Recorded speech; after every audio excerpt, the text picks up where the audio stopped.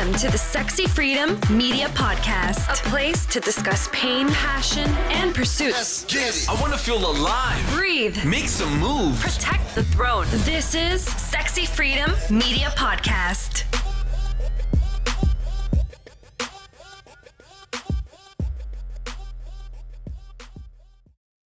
Welcome to the Sexy Freedom Media Podcast. It's your host, Helen Edwards, and January Liddell. Aloha. Today we have a special guest. Her name is Miranda Berdahl. Miranda, welcome, and please introduce yourself to our audience. Yes, hi, my name is Miranda Berdahl, and I'm the owner of Wind City Books here in Casper, Wyoming, and that's how I met Helen. Awesome. Well, we're so happy you're here, and we're just going to jump right in so our audience gets to know you and the value that you're about to bring to our amazing podcast today. So, Miranda, what are 3 fun facts about you? I am a gamer.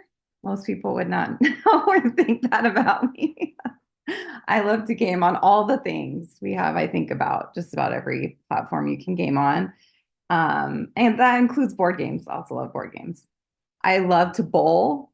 I'm on a bowling league and pretty big bowling nerd. And I love all things horror and dark, and that also kind of freaks people out. But it's just one of those things I'm a little obsessed with. And you're also into fitness. Yes. I don't know if that's fun. Is that fun? I feel like for you, it's fun me watching you with the pictures you post in our fitness group. Me, I'm like, oh my gosh, she's so awesome. It is fun for me. It's something I have to do and I look forward to every morning. I literally lay everything out the night before, so my mind's already there and planning and getting ready to give it my all. This week has been good. Last week was a challenge for me. It was hard. My body was not feeling it, and that happens. But today I felt really good, and it's Friday, so it's even better. Okay, first of all, I would love to join that fitness. Is it a Facebook group? Yeah, it's just an accountability group. I would love to have you there. I love to see people doing whatever you want. It's great to keep each other accountable and remind each other what the benefit of moving your body every day for your health. It's extremely important, and it helps you mentally as well, your mental health. Well, when you said that you laid your clothes out, it reminded me of a book that Helen and I read. It's called Atomic Habits. Yes. So I remember it being said in that book. So I actually wanted to know what made you want to own a bookstore. So what was it about that you were like, I want to be a bookstore owner? Yeah, I have always loved books. I read a lot when I was younger. I used to devote a day to reading the newest Stephen King when they would come out, and they were like no small books, 600, 800, sometimes 1,000 plus books. I wouldn't make myself eat or make myself go to the bathroom and take my breaks. I know it frustrated my mom at the time. She's like, it's summertime. Go play with your friends. What's wrong with you? But I loved my books, and at that time, I don't even think many of my friends knew that I was such a book nerd. And that carried on throughout my life, not to that degree, because I had to live life and I couldn't spend a day reading forever. And then when I got my job at the bookstore that I now own, it just happened that the timing was right with the owners getting ready to retire. And I have always worked really well with having a goal in mind. And I just decided that would be my goal and my focus, to work my little tushy off to prove to them that I deserved and was worthy of buying the store to carry it on and everything that they had set up, and just help to make it grow and do even more with it that I had in mind. Wow, that's pretty awesome. I'm sure you've learned so much in the industry, owning a bookstore and then also connecting with authors and publishers. One of the questions I wanted to ask was, what advice would you give indie authors to increase their book's appeal to independent bookstores? Yeah, I think it's really important to definitely reach out to your indies. They want to support you. They want that relationship, because those are the people that are going to be putting your book in customers' hands and will be your biggest champion. So building relationships with your independent bookstores is extremely important. And now I know that it's not that easy sometimes to get the conversation even going. Sometimes you're just like immediately shut down.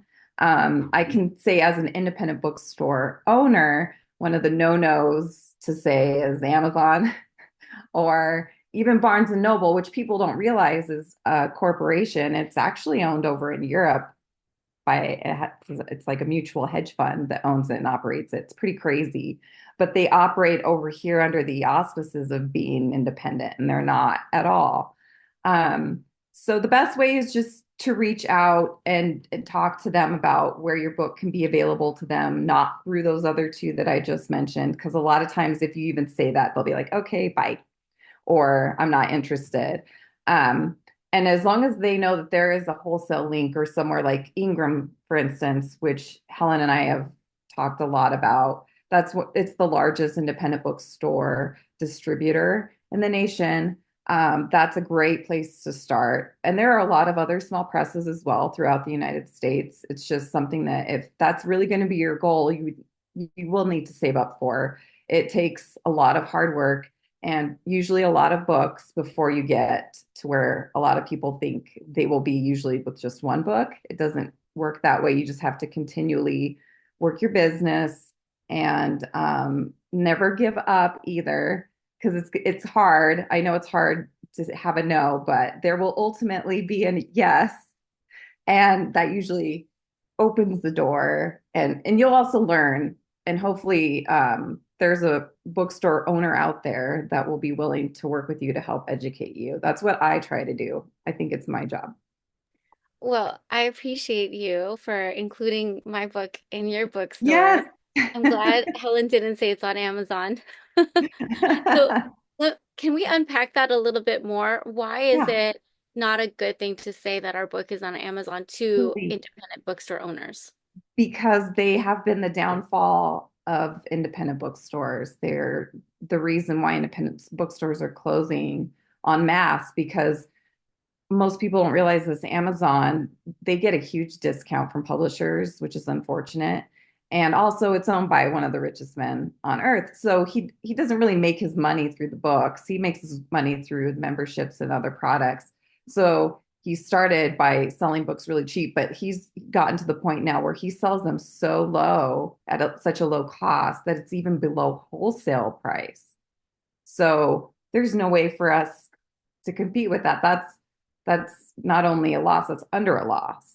And we have to buy ours at wholesale cost directly from publishers.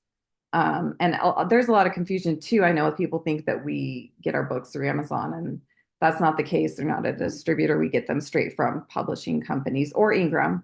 But I try to get most of mine through what we call like the big five: Penguin, Simon, Macmillan, Hachette, Harper.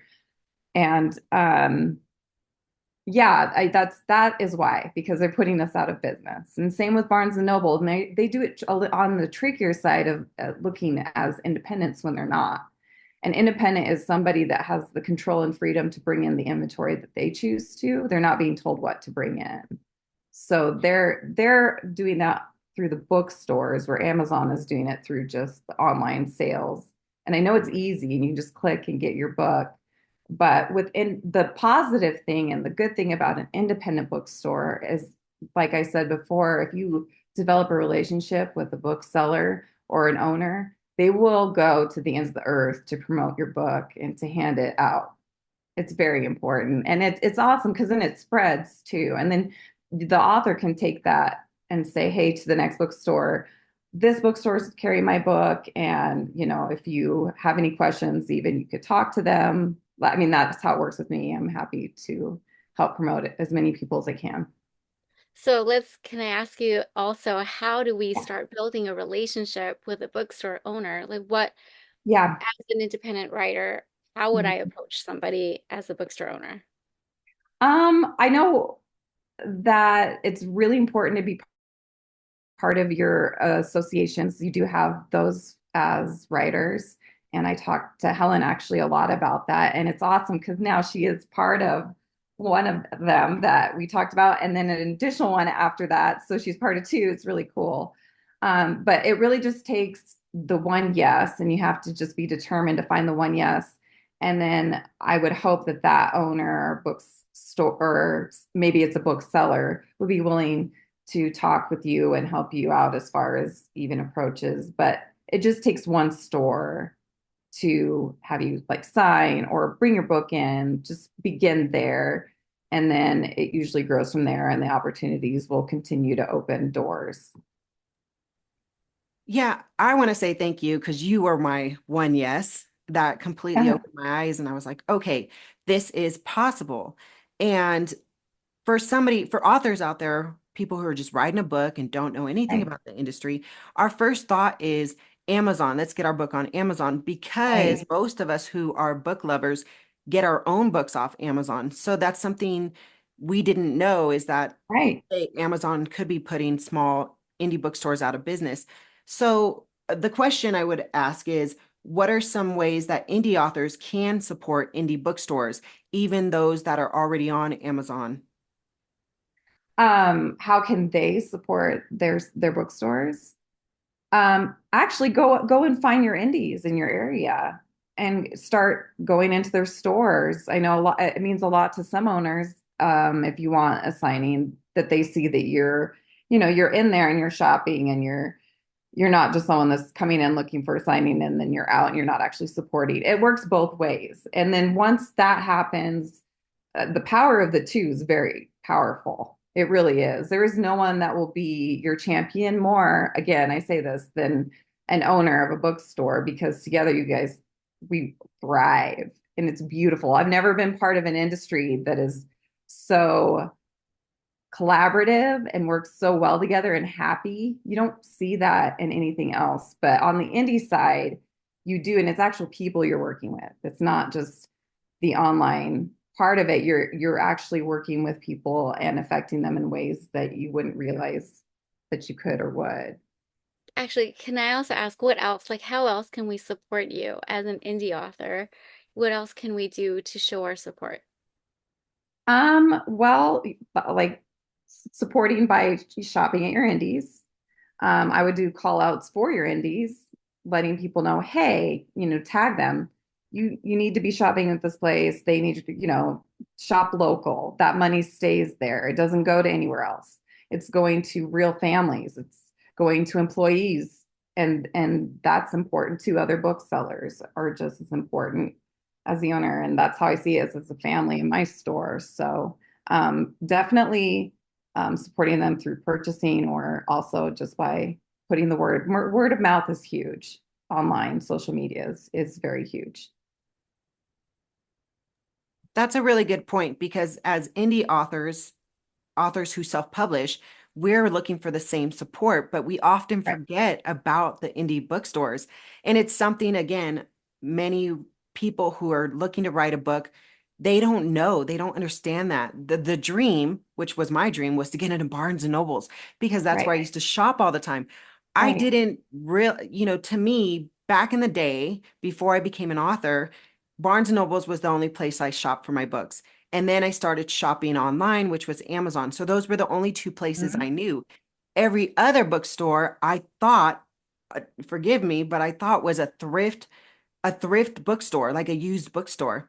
So I didn't even think, because I didn't know, you don't know what you don't right. know until you know that there's indie bookstores, like you said, real families, real book lovers, people who've dreamt of having a bookstore to say, oh my God, I love books so much. I want to sell them myself. So this is actually really great information. Thank you. Yeah, that's great. I'm glad. How long have you owned Win City Books? I have owned it since February of 2021, which was an insane time to buy a bookstore. But I'd been working so hard um, with that goal in mind, and that had been decided many years before. It was really just a matter of when the owners were ready to retire. So that could have been 5 years, that could have been 10 years. And they were very upfront about that with me. So I just was like, all right, well, I'm just going to keep going and hope it's not 10 years. But it was much sooner than that. And I've worked at the store itself for a little over 8. Got it. And as far as the investment, Okay, so I do want to get into the nitty-gritty because there may be some people out there that may want to own a bookstore. Right. So what was the investment and what did you have to do in order to become a bookstore owner?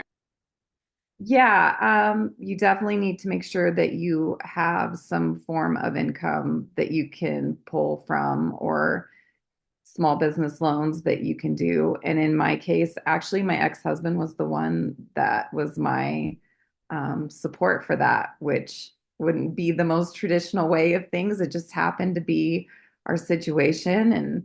And he did that with our family in mind because we were both good friends and we have two children. And that was the ultimate goal is to be able to see a future where we could both be, he also owns a business, supportive of them with that in mind. And also for me, I did have this dream of a family owned business. And my son works for me currently, and my daughter wants to soon as well. So we'll see where that leads. I don't know. I want them to have the freedom to choose, but definitely small business loans are out there. I know it is getting harder. Times are tough right now with rates and everything. So I can't speak so much as to how it would be for someone else. That was my situation, and I know it's very unique. What are your thoughts on authors joining literary associations? Are there any specific ones that you suggest? Because I know we touched on it a little bit Yeah. earlier, but for your recommendations. Yeah, for writers, the one that you just recently joined, Helen, it is the Independent Booksellers Association. Is that correct? That I think is an excellent resource for all writers, and they should immediately join because they are going to be people that are going out there and have already approached bookstores, and they can tell you, this worked for me, this didn't work for me. And it's a great brainstorming area to see how you can apply that to your own journey with your own book. Um, Also, Helen joined Mountains and Plains Independent Booksellers Association that I'm on the board for. And that region is huge. We cover a large amount of states, ranging from Wyoming, Colorado, Texas, and then outwards. And that's great because we have trade shows and there are opportunities for authors to come in and present their books to a ton of booksellers. We're talking like hundreds. So that is an important thing I think to look at as well, what your regional association would be. I'm not really sure for Hawaii. I tried to look it up. Um, I'm sorry, it's like you guys are out there. I'm like, they've got to be part of somebody's. It's not MPIBA, unfortunately, but I know that you would be part of someone's association. First, most, I think what Helen did joining the independent, the writers one that she joined, that one would be very important because you can talk to other authors and they'd be able to guide you in the right way. And I actually wouldn't mind joining the mountain. I mean, would I have to be a resident I or think you have to be at least in one of the states, and Hawaii is not in our oh. state region. I know. I'm sorry. I wish we could take them all. It's too bad. I wish it But worked that way. go ahead, Helen. Well, we did find out yesterday there is a Hawaii Books Oh, Association. So January, cool. get as soon as possible. Yes. Yes, highly recommend. I mean, if they also have these trade shows that we do, I know we do usually a fall one right before Christmas and a spring one. They're so important to be a part of if you get a booth to just network also with authors as well, with authors that have booths. And most importantly, the booksellers and bookstore owners to get your name out there. And you never know where you could end up in Wyoming, like you're in Wyoming, or um, I mean, it can lead to so many opportunities. It's very exciting. It's a great place to start.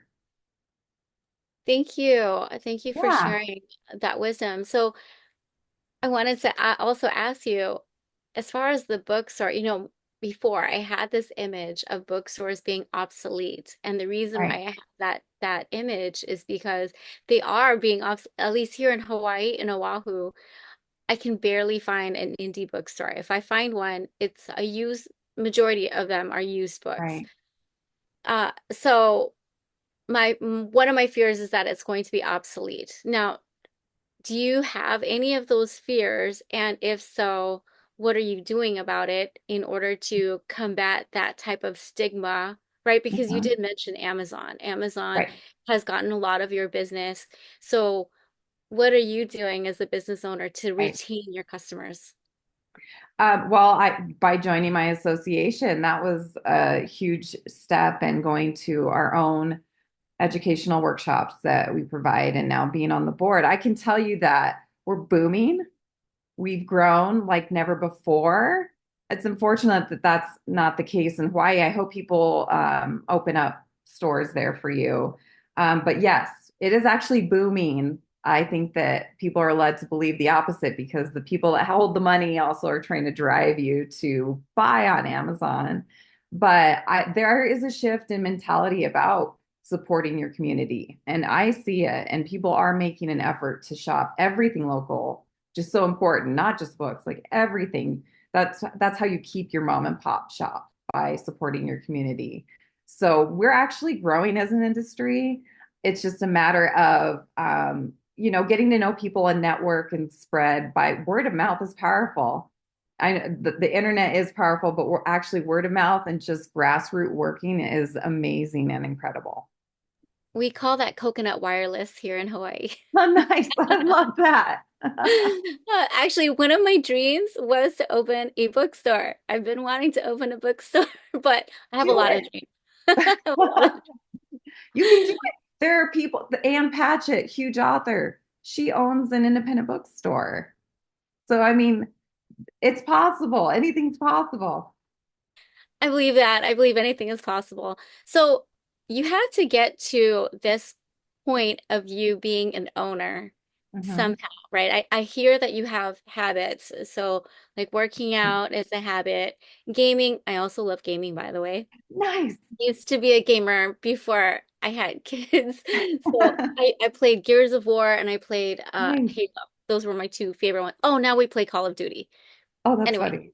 moving forward. So there's all these different things that attributes that you had to have in order to become a bookstore owner. So Mhm. for you, what are the traits that are needed to become a bookstore owner?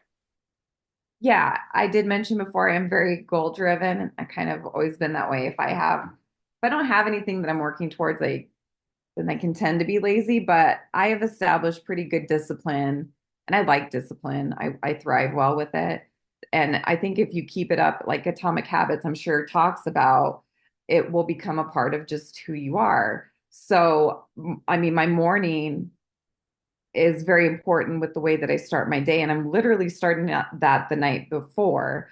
Like I said, I lay out my exercise stuff. I have my energized drink that wakes me up to get me fired up in the morning, all ready to go. All I do is add water. I drink a full glass of water the moment my alarm goes off because it just like rushes your body and starts waking it up. And then as soon as you get up, it's amazing. Once you just get up, that's the hardest part. And then you put your clothes right there to put on. I take my Energize, and then I'm good to go, and I just have to push play. So exercise has been a huge thing for me because it's funny how that just ripples throughout the day. That's how I just get my energy, and just even going through an exercise is perfect for kind of a metaphor of like working through anything. I always like, when I'm having a bad day, I'm like, this is like the worst burpee, whatever, but I can get through it. That's kind of, and it's like a game too. I also think of so many different obstacles in my life as a game. So I'm kind of like, oh, I've just got to level up, get to this. And that helps me. It's just how my brain operates. So I think having a goal and then just doing your little steps. And if you're a list person, have a list, whatever it is that will get you forward to then achieve what it is that you want to do ultimately. But discipline is important, and for some people, it's meditate in the morning. I think it's very important to set your day, and it really does start early. I think once you start those habits, they will then you'll see the outcome and the effect from them throughout your day. But goals are very important. So if you're just starting fresh, start by writing things that you want. Dream boards, vision boards, people use those. They're very powerful. It's not something that you just put up there and walk away from, though. You need to make sure that you are working on this every day and that you're committed to it. what I find very interesting about you, Miranda, is that you said you obtained the bookstore in 2021. That wasn't that long ago. And there's Yeah. so many women, especially women over 40 or in their late, after 35, they're just saying to themselves, what am I going to do with my life? I feel like I've gone nowhere. I feel like I've done nothing. I feel, they're getting down on Mhm. themselves, but yet Yeah. you saw this opportunity later, what some people would call later on in life, and Yeah. you ran with it, you leveled up with it, and that's a very powerful move. Did you ever feel at one time like, what am I going to do with my life? And then, was this something that you foresaw for yourself? Yeah, that's a great question because it's something that was instilled to me um, by my mom, very grateful for, that allowed me the freedom and the big dreams that I can achieve anything. So this sounds weird, but as I was getting older, maybe into my 20s, I used to tell myself, I'm 18, 19, I'm 18, 19, and like literally used to just tell my mind that that's the age I was to keep because I really believe in the power of the mind. And it started there. And I still do that. So I don't think about myself as aging or getting old. I don't even think about that's not even part of my network. I got rid of that. I think that's important. It's never too late. And for me, it's just again, it's always been like, ooh, I haven't done that. I want to try this now. And anytime I focus on something, I will do anything I can to get there because I can say that if you do that, it's so amazing and such an awesome feeling that you're like, whoa, I did the thing. That means I can do something else and then do that. I did that thing. So that's been part of what has driven me throughout my life. And also I don't think about the age thing. It's always just about like, what's next? What can I do? Like I achieved that. So exciting. And I continue to have goals for myself, even within my store, as far as like curating or a big one for me was to get a position on the MPIBA board. I still can't really believe that that happened. It wasn't that long ago, like you said, that I purchased a store, so that has happened already. I'm very excited as far as the things that I want to do next. But I think it's all in the mind. It's what you tell yourself, and you can achieve anything. You just have to believe and know. It's a knowingness that you can. And don't think that you're old. Know that you are just for me, I'm in my 43rd year of life, 3 years old. I don't like that language. It's also the language because we hear that. It's just powerful as far as what the mind can do and the thoughts that come in. And of course, there will be things that come into your mind that are not going to benefit you, but it's another discipline of like, okay, I heard that, but I'm not going to run with it. I'm not going to give it any emotion because our emotions are also powerful. There's something special about entrepreneurs, and you are an entrepreneur. You have outlined all the different things like discipline, goal setting, mind, what you tell your mind. And those are all ingredients of what's important to become an entrepreneur. I also don't call it my age. I actually call it my chapter. This is my chapter this, Love that. chapter that, right? So Yeah. that's my auntie is 83, or she's gonna be 83, and we talk about we just talked about this last night actually. We talked about age, and she was really sad. She used to be an activist, very hardcore activist, smart woman, driven, and she's in her 82nd chapter, right? And she's kind of sad. She's sad, and she misses her old life. And so when we were talking about, hey, yes, you're 82, yes, you may have all these disabilities now, but you can still do something. We just got to figure out what that something is. And Mhm. so we did. We talked about, it being a different chapter. And so it's important for what you feed your mind and what you tell yourself, and then what you put out as well, right? I think that's very important. So I really appreciate you sharing how you were established, how you grew from when you were a child reading Stephen King books, 100 something pages, to who you are right now. It all took all these different steps in order for you to get to where you are. There was a question I had in mind, and it was about, oh, the books that you're reading. What book are you currently reading?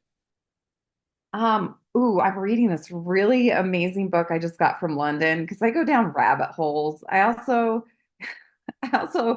will get fixated on subjects and research the heck out of them. And the beauty of owning a bookstore is you can find books that are hard to find. So I'm reading this one that's written by he was a German man that was known as like a mystic, but he was really religious as well. So it's very interesting because you don't hear those things combined anymore. Um, and it's called The Cloud Upon the Sanctuary, I believe. Um, and it's been translated. So I mean, you only can take from it what you think the translator hopefully did a great job at translating it into English. This is from the 1800s, so it's old, but I found out it was used and has been used for so many things, just like in our pop culture, and also very interesting figures who took it to a dark place, but it wasn't intended to be that.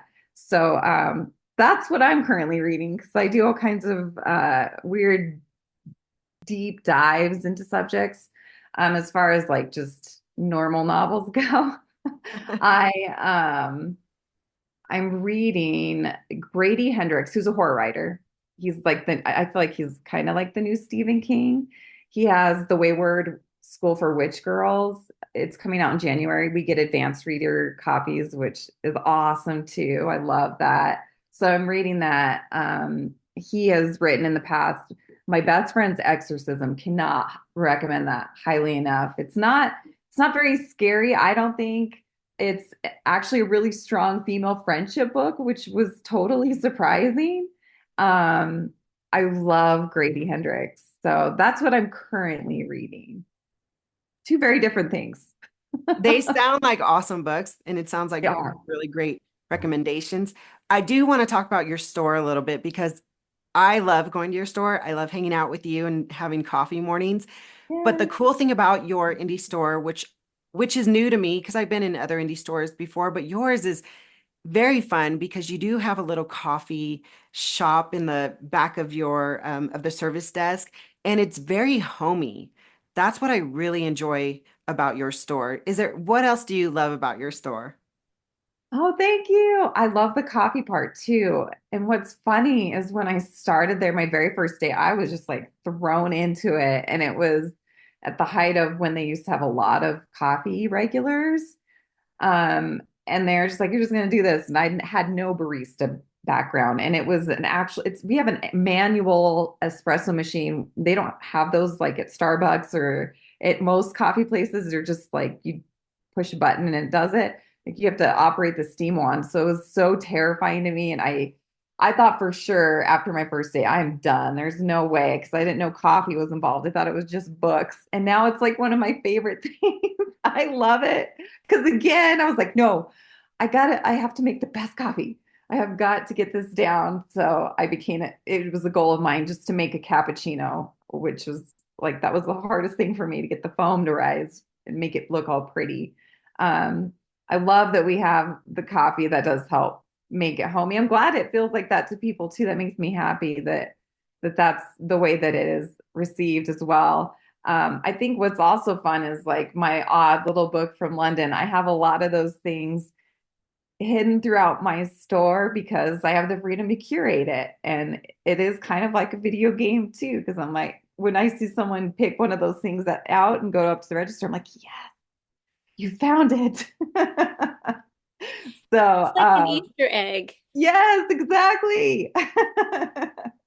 Uh, yeah, those are the things I love about it. I love curating my store. It makes me so happy.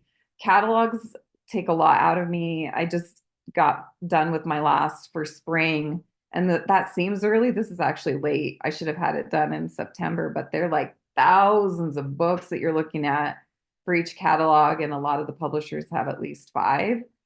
So I'm looking for those little tiny, yes, Easter eggs where I can be like, ooh, I know that most people wouldn't bring this in, but I'm going to because it looks amazing and something different. So, I mean, that's the fun of independent bookstores too, is they're all being curated with different things in mind.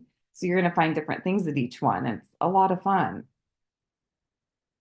One day I will go visit you at Yeah. Wednesday Books. I've already told Helen that's when my goal is to go to Wyoming because I have so many friends over there and I'd love to meet them. And I'd love Yes. to walk into your bookstore and just feel the hominess that Helen was talking about. She did mention the coffee to me. And I Yeah. said, "Oh, that's awesome." So anyway, I one day I will meet you. Yes. I hope so. I look forward to that. It'll be awesome. I wanted to ask, what events do you have coming up that you want more people to know about, whether it's online or in the state of Wyoming? Yeah, this is a busy time for us because we're heading into the holidays. So we tend to do some of our bigger events. We usually do have local author signings every weekend, but beginning this weekend, we have two authors in store. We have Rebecca Simon Peter and David Bush. They're both local authors. One of them is a Wyoming author. He's in Wheatland, but I mean, we still consider that local author. And they have been at the store before and they have new book releases that they're going to be featuring. And we tend to do our signings from 11 a.m. to 1 p.m. And then next week is the crazy Black Friday, Small Business Saturday. Plus, I have a huge author coming on Sunday. Black Friday, we're just gonna just hope that people come show the love to the small businesses downtown, and they have in the past. I hope that continues this year. And then Small Business Saturday is my favorite day of the year because that's when everybody supports their local small business and the streets are flooded. It's awesome downtown. People are shopping and they're so happy. And I love it when people are coming in. It's the best feeling. And we have a huge author event this year that we're doing in collaboration with another used bookstore here in town, Booking It. And that's one that Helen is going to be a part of because she's so awesome. She's going to be at Booking It, and Helen will be there from 11 a.m. to 1 p.m. And also Zachary Pullen, who's a really well-known illustrator in town and nationally. His art is all throughout the US and museums, and he's won many awards. He will be after Helen from 1 to 3 at Booking It. And then at our store, we're going to have several authors.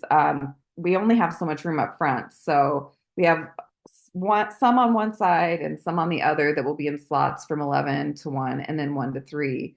And we have a mother-daughter author duo. It's awesome. Their names are Sandra and Taylor Preisler. They will be featuring their newest historical mystery. They do historical mysteries.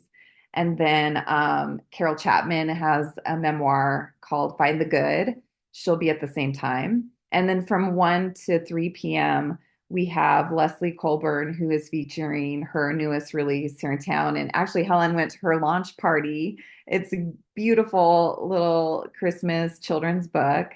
And oh my gosh, I'm forgetting somebody. I'm going to feel so horrible. There's one last author. Oh, yes. Zakad Jones, who's incredible. And we posted him several times. And his poetry, it's poetry, but it's like also something else I can't even explain. It's just so incredible. From 1 to 3, he will also be there. And it's just an amazing event to go out and support all local businesses and spread the love and get your holiday shopping done at the same time. I wish I could just beam me up over there I and know. It's so much fun. I'm really excited. I'm so excited Helen's going to be a part of it and she gets to see all of that. It's a great time. I think one of the coolest things about meeting you was you've introduced me to local authors, and now I'm flying with that. And I've introduced January to the local authors that you've introduced me to. That's And January's awesome. already made phone calls with who was it, January? I actually talked to Leslie, so I wanted to give a shout out to Leslie because Yay. she's amazing, awesome. We almost, I think, talked for about an hour. So I did order Wow. a few of her books, and they already came. So Twinkle the Littlest Star, I do have, Yes. and I have her other ones that I'm going to gift to my children. I'm not going to say it out loud since they're right there. But she's amazing. So I really enjoyed talking with her. I also connected with, I think her name is Cassidy or Casey. Casey. You see Rizlov. Yes. Yep. Yeah, I also connected with Casey. I have yet to actually give her a call, but I called Leslie because Helen showed me the videos. I'm like, oh my gosh, this is genius, this is beautiful. So I wanted to pick her brain. So she's amazing. I wish I can have her Yes. sign my book.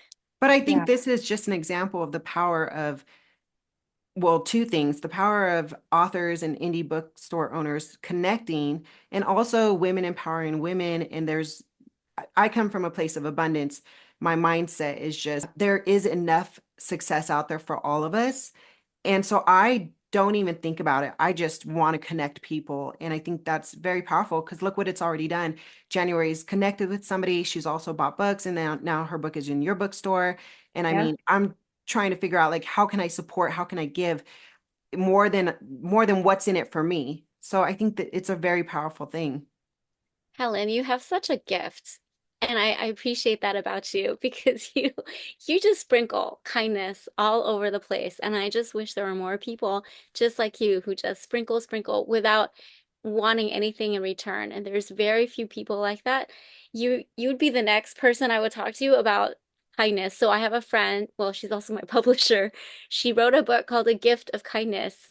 And you would be the second person. I wrote about my brother, but you'd be the second person. So that'll be next year. You know what's so funny too? I got to say this about Miranda is when I first walked in her bookstore, I felt like I walked in like a little thug out of the wind. Like the wind just like spiraled me up and threw me in there because I was wearing like this hoodie that had like Apache writing on it and this big like puffy jacket. And I walk in and she was just so awesome to me.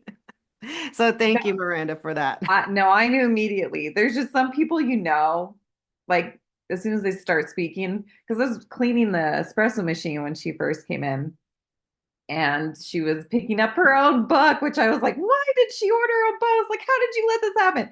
I was not passed on to this information at all, but it was meant to be because it was that interaction where I was like, yes, we're bringing that book in. And yes, I want you to do a signing. I just heard her talking about it with my bookseller at the time.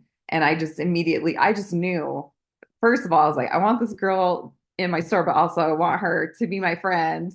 And I was even telling my children, I was like, I'm so excited. I was going to her book signing in my own store. I'm like, I'm so excited. I'm going to go meet my new best friend.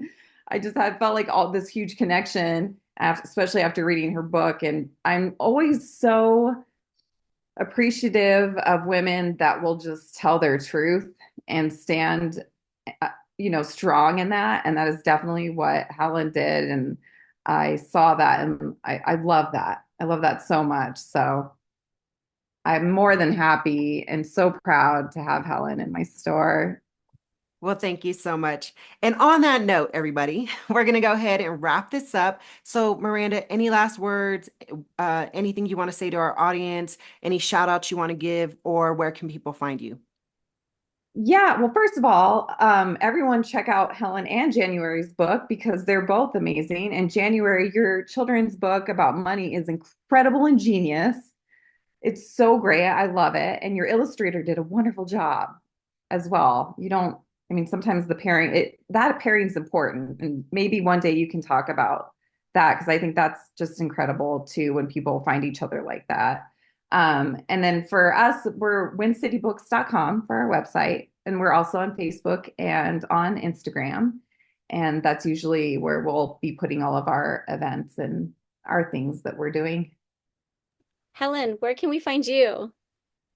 Awesome. You can find me, Hell of a Journey with one L. And you can also get a copy of that awesome book that Miranda's talking about, Nothing Sexier Than Freedom, which is available on Amazon. And speaking of Amazon and Audible, but also you can find it in Win City Books if you want your very own copy. Win City Books in Casper, Wyoming. January, where can we find you? You can find me januaryliddell.com. You can also find me on Facebook, Anchored Financial LLC, also on Instagram, Anchored Financial LLC. I have another Facebook and Instagram called Alina the Honeymaker. That's for my book, Alina the Super Saver. It is the first book out of 8, so it is a series. It's called the Honeymaker series. And I think that's pretty much, you can Google me and you'll find me. All right. Thanks, everybody. Tune in, share this, and please leave us a review. It helps us get the word out and helps our podcast grow. So thank you. Ahia. Till next time. Aloha. Want to hear more? Visit us at sexyfreedommedia.com.